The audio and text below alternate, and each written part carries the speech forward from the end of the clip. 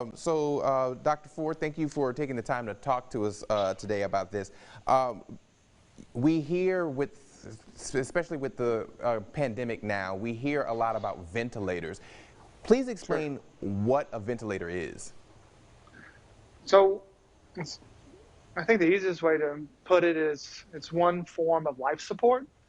It's just a machine that uses motors to blow air and allows the physician to control how much air a patient's getting, how much oxygen a patient's getting, and it uses a box, a very expensive, complicated, sophisticated box to blow air.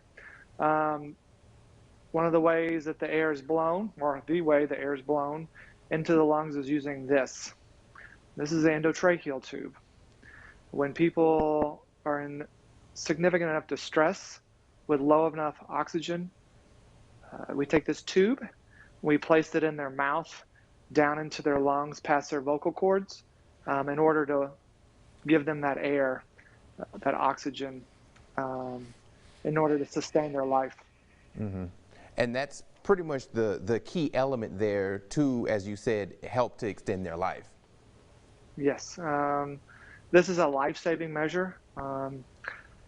This is only done when patients are in extremis. So generally, this is not something that we take lightly. This is not something um, that is risk-free. But in these type of instances, we've seen it in, this is something we do every day.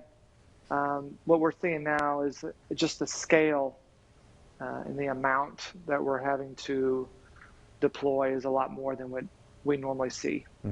And with you saying that, basically this particular method is the last resort to help save a patient's life. Correct. What are the risks for healthcare providers when they're working with patients who do have to be on a ventilator? Uh, well, so this obviously, when the air is blowing in and out of the ventilator, it's in itself like an aerosol.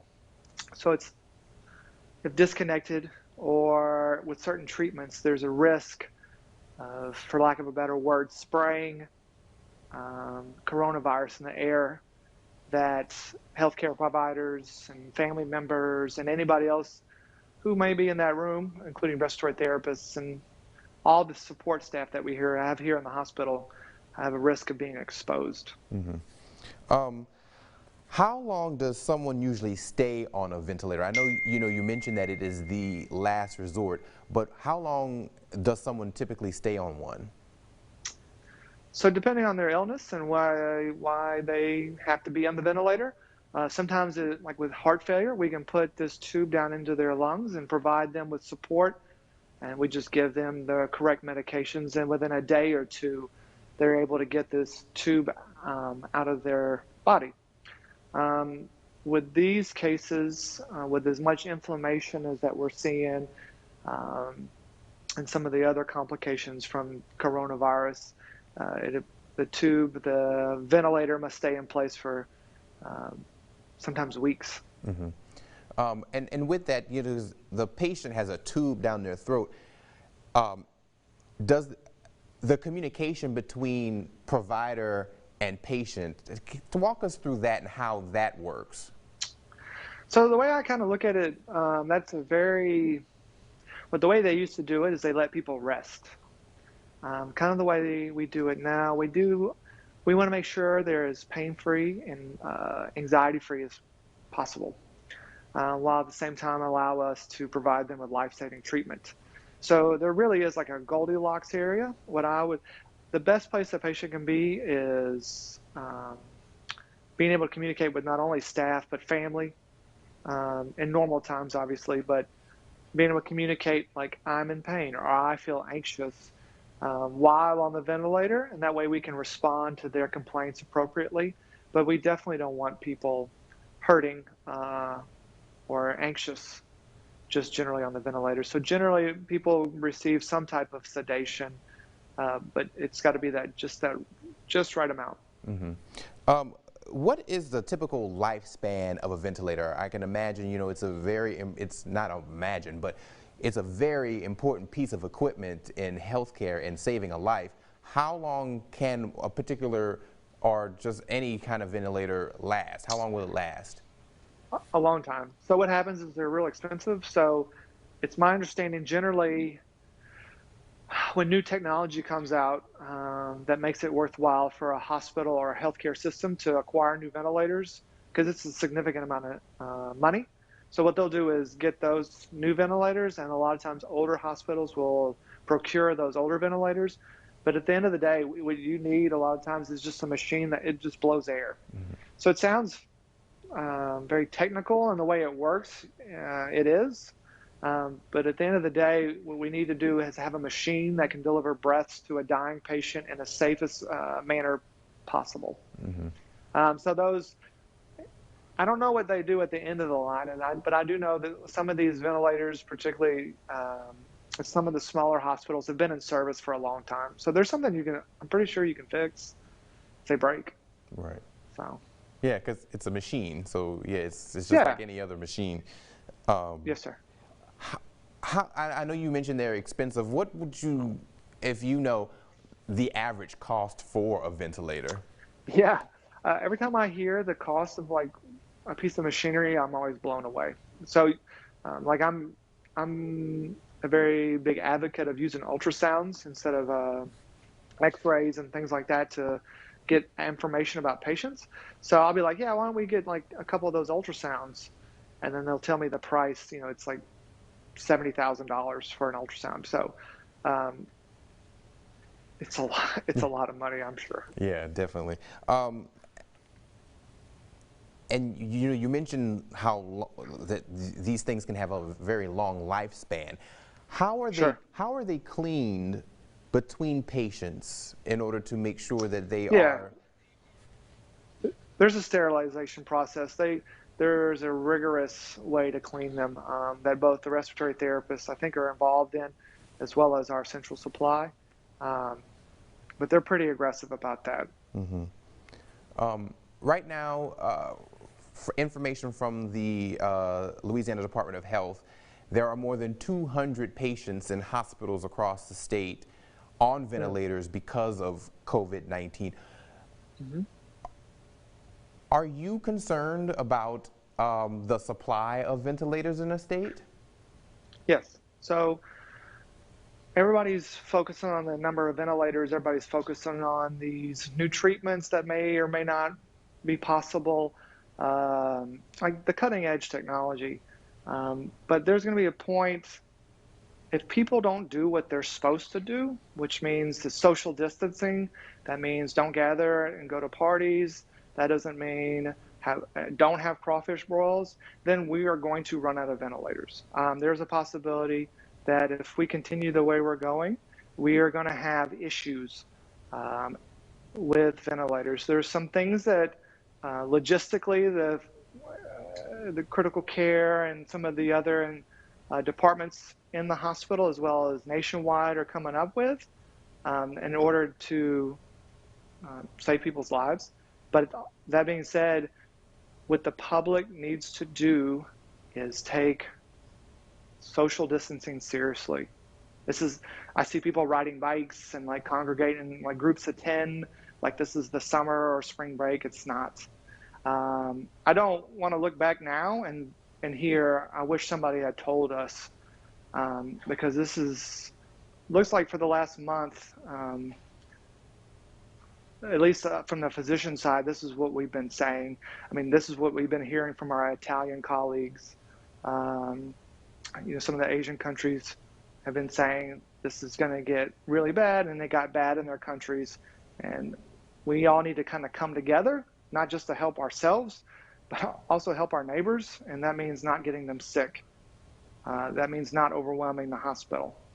What we would like to do is avoid using the ventilator. I think that would be the best. But yes, this is running out of equipment is definitely, whether it be PPE, the personal protective equipment, ventilators. This is this is being treated very seriously by not only our hospital, but nationwide. Yeah. And so people are looking at this as a possible problem and ways to address it. Yeah, and I'm so glad that you mentioned that message that we've been trying to get to people so much, to practicing the social distancing and making sure that people aren't visiting elderly Sure. family members and things like that. So thank you for putting that message out again, because I don't think we can say it enough. Yeah, my kids are bored as all get out, but they're talking to their friends on FaceTime. Mm-hmm. So that's just I mean, people in their 20s, 30s, 40s are getting sick.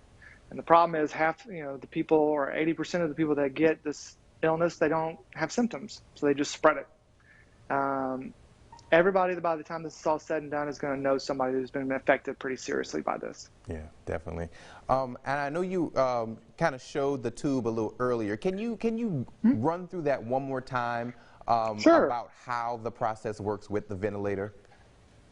Yeah, so it's kind of like the movies. There's like the tube that kind of comes off the end of this, and it goes into a box. And the box has a bunch of dials and graphs.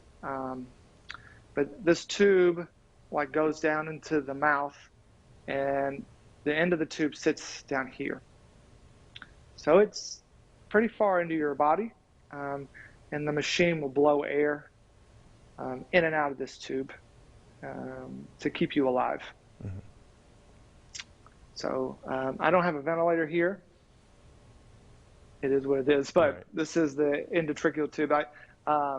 This is the thing that people will notice the most, both the patient and the family. Right, definitely, yeah, because that tube is down someone's throat, helping them breathe. Correct. Mm-hmm. Slightly off subject, but when you did that side profile, has anyone ever told you kind of look like Kevin Costner? You got to be kidding me. That's a lot better than usually I get told I look like that guy from what is it, Goose from Top Gun. Oh, Yeah. He said Kevin Costner. I like Kevin Costner. I'm gonna stick with that. I like that better. yeah, you kind of gave me a little Kevin Costner on the side profile. Nice. So, Appreciate it. Doctor, anything else that you would like people to know just about ventilators and just what we're going through right now? I mean, I think the biggest thing that we all need to educate. So you see a lot of things like on Facebook, and like it would be funny if this wasn't so serious. Like this is going to get to the point where, like, we're literally having discussions about how to split a vent to provide oxygen to 4 different patients through one ventilator. I mean, these are the kind of discussions that are being had. So if it does come to a point that we're running out of ventilators, we have a plan. We want a plan A, B, C, D. But if we can do a good plan A and B, hopefully we don't get to C and D. And it's so important that people take this seriously. People don't talk about this in the context of like, oh, let's have a COVID party, and so we can all get COVID, and then we'll become immune.